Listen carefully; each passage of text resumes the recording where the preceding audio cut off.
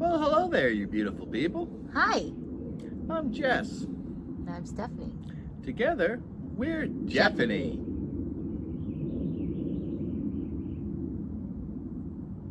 What's wrong? I don't want to do this anymore. I don't like it. You don't like what? Stephanie. Oh, you gotta do that. All the power couples put their names together and do that. It's a thing. I see it on TMZ all the time. Ew.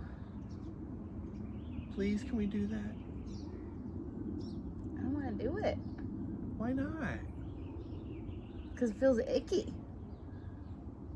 All right, well, I'll edit that out. I'll delete that. I won't put it in there. Good. Hi, I'm Bread. And I'm Gravy. And together, we're Bread and Gravy. And we really like coffee.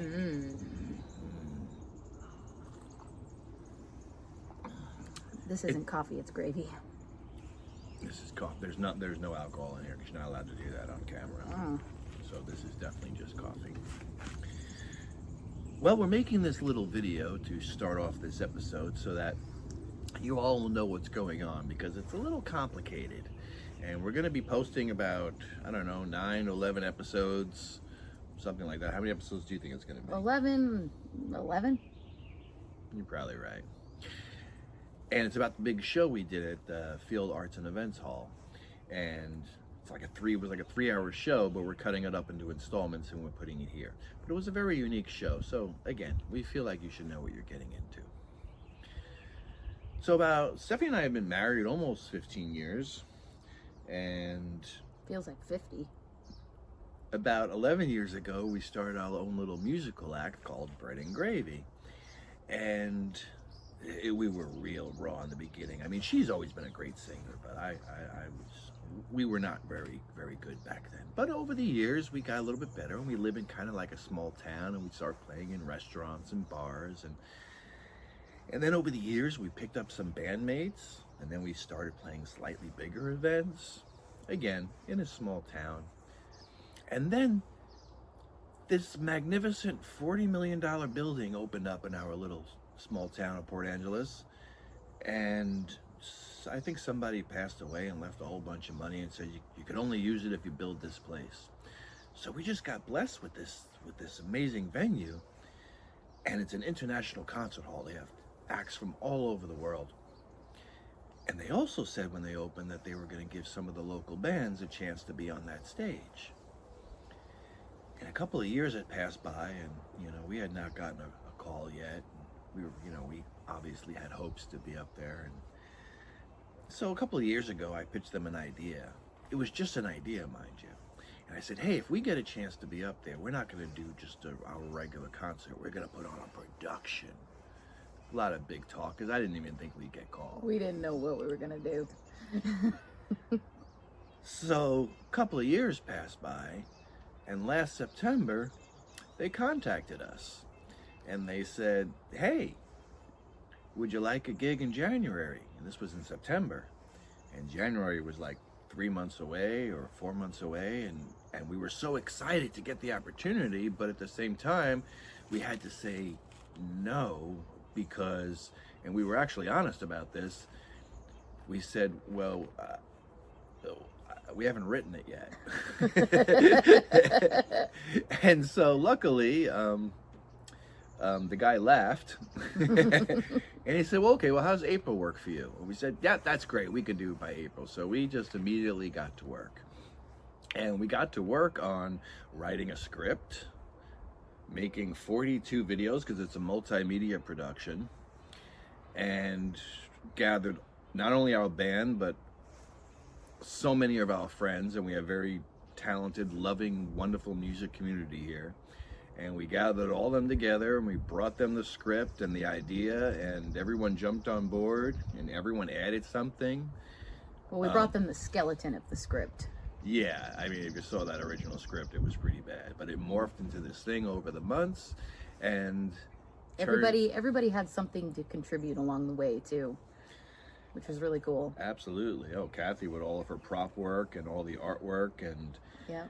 I mean, there was so much to it, and everyone was responsible for their own costumes, and they did really, really well. Yeah, and then just everybody like having something to contribute as far as the storyline and making things fit together more seamlessly and yeah. Originally, the idea was to take all the songs that we already do and then try to come up with a loose plot that kind of tied, all of them together. But like Stephanie said, everyone added something, and about 3 months in, I started reading the script, and I was like, this is actually starting to turn into somewhat of a good story, and that was a nice surprise. Yeah. And as you'll see, there were so many bits and pieces that were added along the way that made it turn into what it is, and hopefully we'll do it again, but we really wrote this and spent all this work for one night at one venue, and we wrote it specifically for this venue. And it all culminated on April 25th, and it was really beyond expectations. It was a packed house. It was received really well. So what you're going to see is the visuals of what you'll see is this is a huge stage, and on the back of the stage there is a great big huge video screen. So just so you kind of understand the context of what you're looking at. And the name of the show is called, well, I'm going to repeat myself after this car passes. And another car passes. We live on a dead-end street, so we didn't really envision this. The name of the show is called A History of Time Through Music. And the show is a comedy, it's a love story, it's a human story. And a lot of people, when they came to the show, they didn't realize what they were getting into. They were like, I thought it was going to be a documentary about the history of musical instruments or something like that. Like, how did you come up with that name? And I told them, well, I came up with the name before we wrote the script. So I was just trying to come up with a name that was general enough that anything would work under it. And so that's how the name came to be. I just came up with a very generalized thing that would work for anything, and it kind of works for this too. It works. It's not the history of time, it's just a history of time, a made-up one through music. So I think that's all we have to say about it now that you know what you're getting into, and we really hope you enjoy it. So this is going to be episode 1, and we'll put up a bunch of installments for each one, and that's it. You have a great day and be good to each other. We forgot a few things, so we're back to tell you about those things. Sadly, however, we finished our coffee, so we're running on fumes here, and bear with us. So many things we want to tell you about. We want to tell you about the characters, and we want to tell you a little bit about the plot, although a lot of the plot is taken care of by the narrator's original opening monologue in the show. So as we told you, we've been Bread and Gravy, a little musical act around here for quite a while. And then a few years ago, we met this really interesting guy named Owl. So when we had this idea for this show, it was really a baby born of the three of us, of me, Stephanie, and Owl. And in most of the promo videos, you'll see the three of us pushing it. So even though Bread and Gravy as a band has been together a long time, this was kind of the brainchild of the three of us. And, well, it's just been so much fun. So Owl is the narrator / Time Lord in the show. And I'm playing the part of God. Stephanie, however, is the most powerful and the wisest and the kindest of all the gods in the land of the gods, and that's a character named Disco Karen. And so it's basically a love story between God and Disco Karen, and God loved everything about Karen except for her chosen name. Because her original name was Karen, and everyone knows, I'm sure all of you know, that Karen is by far the most respected name in the entire universe, not just in our world, but in all worlds. So why she would defecate upon such a beautiful name by putting disco in front of it? She wasn't around for the 70s. Maybe some of you were. I saw enough of it to know there's nothing good there. So I just absolutely refuse to call her by her chosen name. And that's a part of the show. So anyway, the story is a love story between God and Disco Karen. Now, as far as the structure, like I said earlier in the video, we tried to tie all the songs we were already doing, try to tie some plot to it. But it morphed so much once we started. So it's not just cover songs that we were already playing as a band. There's original songs in it that were written by Owl, that were written by C.V. Wells, who was one of the later additions to the show, and also original song written by us, Bread and Gravy. So I've told you about Owl a little bit. There's me and Stephanie, and then there's original band members of Bread and Gravy, at least for the last, 6 to 10 years, and that's Jason Taylor on bass, and Jerry Gilliland on drums. They didn't know what to make of this when we had this idea. It's true. And they said, "Well, we're on board. We're on board with doing it, but we're not acting." For most of us involved in this show, it's our acting debut. I've never acted before. This was really my first time. I had 2 lines on a New Year's show once, and that was 98% music and then 2 lines. But other than that, this was my acting debut. And so Jerry, the drummer, we didn't give him anything. But Jason, I said you could handle 1 line, and that's what he was. He was the 1-line wonder. He had 1 line, and he nailed it. He sure did. And one thing I wanted to interject is that, and maybe you were going to say this already, but the way the characters developed was really based around who people already are naturally. So if you ever meet Owl in real life, he is very much a Time Lord. A Time Lord. Yeah, I mean, he looks like a steampunk. He looks like a steampunk guy walking around everyday life. He stands out wherever he is. He looks like a Time Lord narrator. And Justin, who plays the boss, Justin Ryell, yes, was the next person to get involved, and other characters as well. He's kind of a chameleon in ways, and he definitely served that purpose in the show too. And he's one of the huge epicenters of the loving, supportive music community that's around these parts. He hosted jam at his place every single week, and it's how we met a lot of these people, or at least how we've gotten closer with a lot of these people. So he was definitely a given to be in it. One of my first thoughts actually was a person who wound up not being in the live show, and that's a person called Isabelle Rose. And she has such a unique skill set that you wouldn't believe. She plays like 5 keyboards at once, along with a guitar, and her skill set is so unique. She'll play entire pieces that orchestras do, all by herself. And so she wasn't able to make the show. She had to back out near last minute because she was having surgery. So instead, since it's a multimedia production, we were able to just go film her for her performance and then edit that into the videos. You'll see later on what that's about. But she is still very much heart and soul a part of the show. Which ended up being a nice little happy accident. It really did. And then there's the Harmony Honey Buns, which I should have mentioned when we were talking about Bread and Gravy earlier. So as we grew as a band and we added a bass player and a drummer, by the way, I play piano, and Stephanie is the lead vocalist and plays a variety of instruments, mainly rhythm guitar, but a whole bunch of other, including flute and harmonica and ukulele, and on and on. But a couple of years ago, we added the Harmony Honey Buns, who were fans of ours that would come to shows, and then one day we played a show that was completely empty, and except for the 2 of them, and they started singing harmonies in the audience, and it was just magic. And so we all invited them to come up with us. Like, why be the only 2 people in the audience? Let's get up here and let's all play to an empty room. That would be a lot more fun.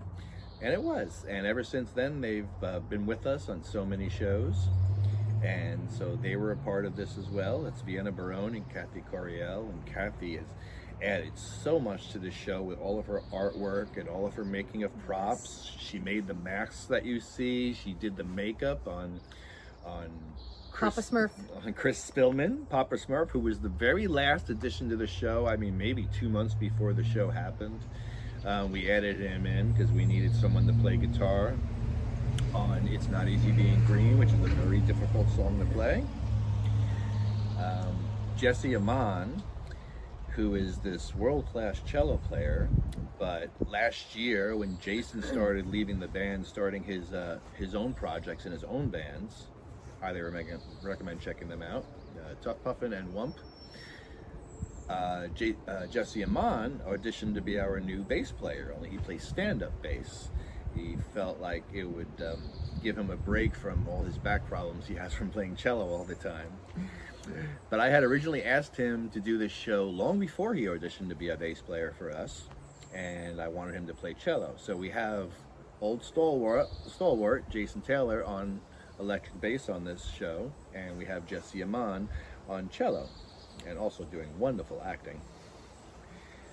And who else am I forgetting? C.V. Wells is one of the later additions as well. He was a person who would attend our open mic. We also host an open mic that's at Field Hall every other Monday, which we started doing about a month before he offered us the opportunity for this show. Mm-hmm. And don't forget the dancers. And we saw CV. I'll get to them. Mm-hmm. We saw CV at an open mic perform one of his original songs, and Stephanie and I just looked at each other right away, and I immediately cussed out loud, and Stephanie knew what that meant. It means, damn it, I'm gonna have to rewrite the script because this song needs to be in this show. Yep. And so he came along, and he wound up to be a wonderful addition, and took on a few more parts as well. And yes, I can't forget the dancers. There's 4 lovely, lovely dancers who are all so unique, and yet did a mind meld and put on. We only had them for 2 songs, the closing of each act,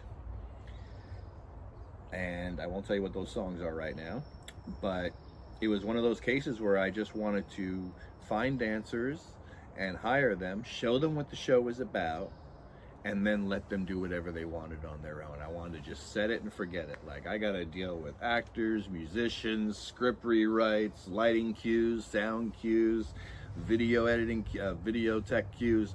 I got enough on my plate. I just wanted to have the dancers set it and forget it, and boy, oh boy, did they. And what they came up with was it was magical, and it was beautiful.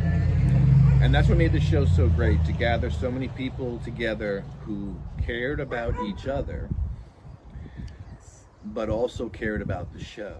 So everyone added more value than was expected. Everybody really poured their love into it and made it what it is, and it gives it one of the biggest forms of feedback I've gotten is how authentic and real it felt from the audience perspective. And I think that really is because everybody involved knows each other and cares about each other and has their own relationships and friendships and is really comfortable with each other.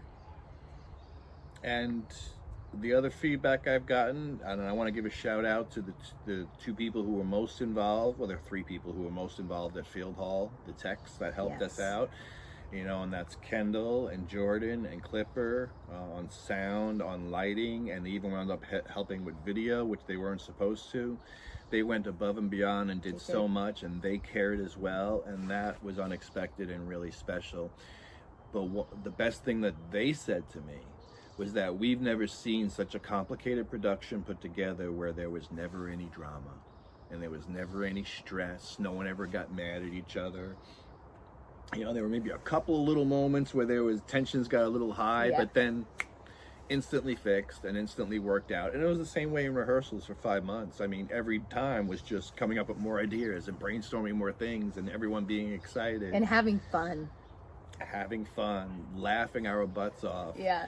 So to see the audience react the way they did was wonderful, but it wasn't that much of a surprise because we were making ourselves laugh the whole time doing it. Yeah.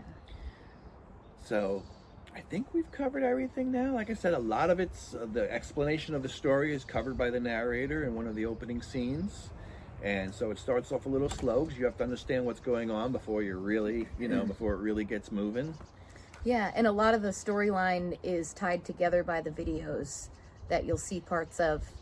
And we really used a lot of the skills that we have learned and developed over the last several years and poured it all into this show. Yeah, I've learned a lot with video editing over the last couple of years. And also before I was a musician, I was a spoken word poet.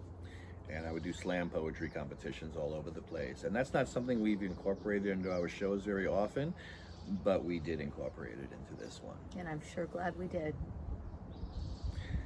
So I think that's everything, and you can stop looking at us now, and you can move on to the first episode. We're going to call this like the prologue or the preview or whatever you want to, some fancy name there. Introduction. The introduction. So behind the scenes. I don't know. This will be the prologue, and next episode will be episode 1, and then we'll just go straight through to the end. So that's all. We hope you like it. Bye bye. Thank you for watching. Japanese.